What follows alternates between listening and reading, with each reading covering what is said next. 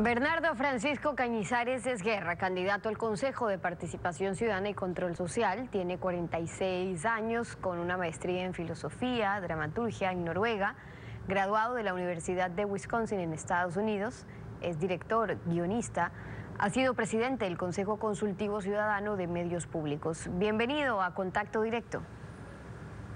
Bien, muchas gracias, Stephanie. Buenos días a usted. Ayipunya Mashikuna.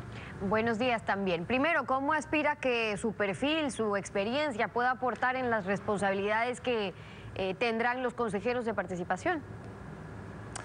Bueno, yo he trabajado desde 1995 como gestor social y gestor cultural en procesos de apropiación de espacios públicos, así también como formulación de políticas públicas a nivel local y nacional. Entonces creo que ese bagaje me permite a mí tener una perspectiva bastante amplia, sobre todo viniendo desde la cultura, de cómo debe ser este proceso participativo ciudadano y sobre todo los roles que tiene que cumplir el Consejo de Participación Ciudadana. Y una de sus propuestas era que el Consejo promueva la creación de una comisión internacional contra la impunidad con apoyo de Naciones Unidas. Ahora que el gobierno confirma que creará esa comisión, todavía hay que ver cómo la terminan conformando, pero ¿qué responsabilidades debería tomar el Consejo para que se cumplan por lo menos los ofrecimientos? Bueno, es importante que esa comisión tenga una vinculación directa con el Consejo de Participación Ciudadana. Una de las cosas que a mí me llamó la atención de la intervención del secretario anticorrupción es que no se mencione que uno de los estamentos que tiene que participar activamente en este proceso es el Consejo de Participación Ciudadana. Una de las cosas que tenemos que cerciorarnos es que esta comisión sea independiente, sea autónoma, que no esté vinculada con el Ejecutivo. Tome en cuenta que el 80% de la acción política del ejercicio pleno de las políticas públicas están relacionadas con el Ejecutivo. Entonces necesitamos un estamento que sea más autónomo y es ahí donde el Consejo de Participación Ciudadana, en pleno uso de sus funciones constitucionales, debería ser una parte activa.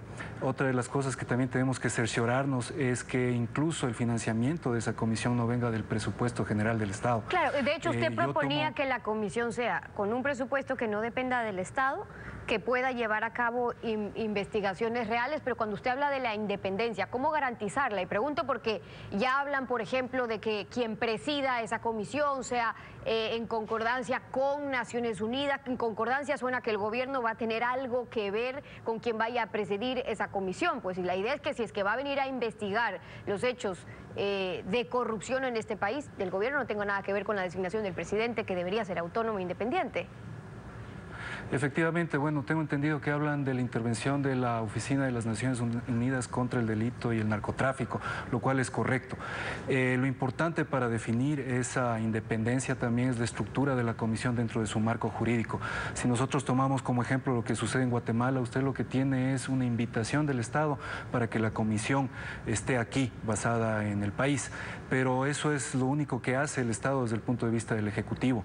De ahí la comisión es absolutamente independiente, presupuestariamente, administrativamente y de gestión. Tome en cuenta que, por ejemplo, si nosotros tomamos el ejemplo de Guatemala, incluso tienen un cuerpo policial adscrito a la comisión para que haga el levantamiento pericial, levante la información y presente los casos a Fiscalía. Es importante tomar en cuenta que esta comisión no es un tribunal de excepción. Lo que tiene que hacer es fortalecer el trabajo del Poder Judicial, que es una parte fundamental de la estructura republicana. Entonces, yo creo que en la estructura se define la autonomía. ¿Usted tiene claro cómo debería estar confirmada o las facultades de una comisión internacional? Pero si terminan creando algo con el mismo nombre, pero que sea distinto, cortándole los brazos para que pueda realmente investigar, ¿qué papel puede cumplir el Consejo de Participación definitivo? Es un papel que tiene que tomar el liderazgo. Realmente los consejeros que sean elegidos tienen que tomar una posición de liderazgo de lo que tiene que ser esta comisión, para que justamente no se le corte los espacios de intervención. No puede estar sujeta al Ejecutivo, tiene que ser absolutamente autónoma.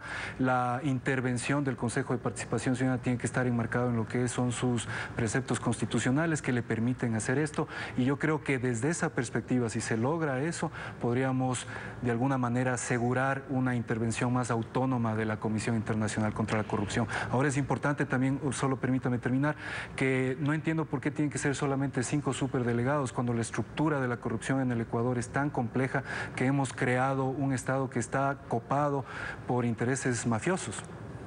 Ahora, otra de sus propuestas es que el Consejo de Participación implemente vedurías a los procesos de compras y licitaciones del Estado, un seguimiento a las contrataciones, sean pequeñas u obras emblemáticas, pero que se diferenciaría de lo que actualmente hay en qué, es decir, qué información es la que hoy no se conoce y que se debería transparentar, ¿cómo funcionaría?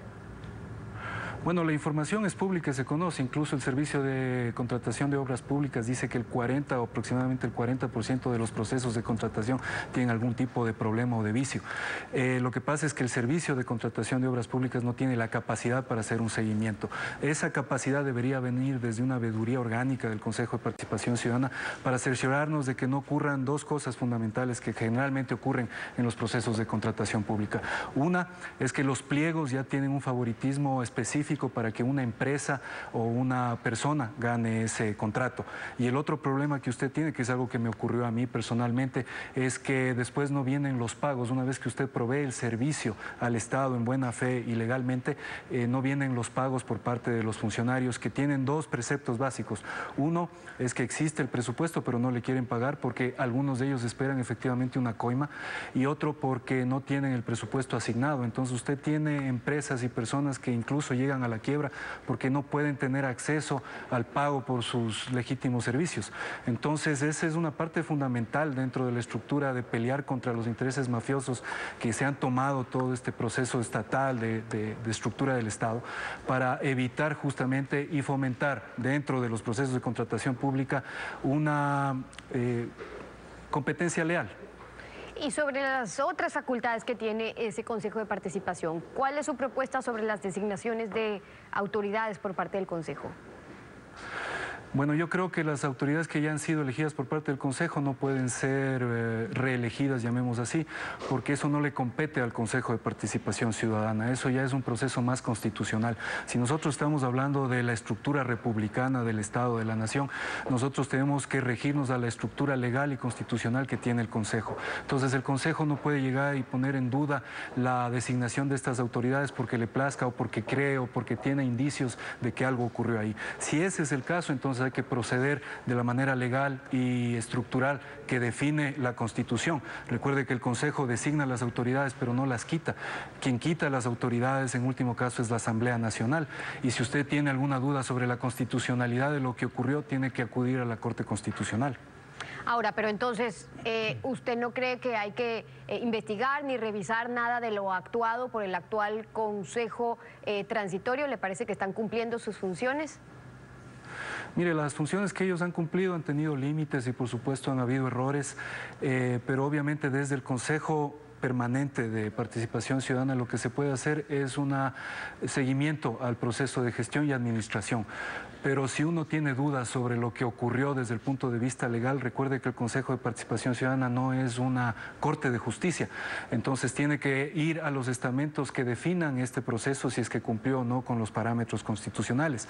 En ese caso podría ser, por ejemplo, la Corte Constitucional, la que tendría que hacer un seguimiento y tendría que emitir un enunciado sobre lo que sucedió o no. El Consejo de Participación Permanente tiene tres preceptos básicos, que es la lucha contra la corrupción, la elección de autoridades y el fomento de la participación, y las autoridades en gran parte ya han sido elegidas. Quedará tal vez por elegir al Contralor General de la República, pero el ponerse a investigar desde una perspectiva sancionadora no le compete al Consejo de Participación Permanente hacer eso.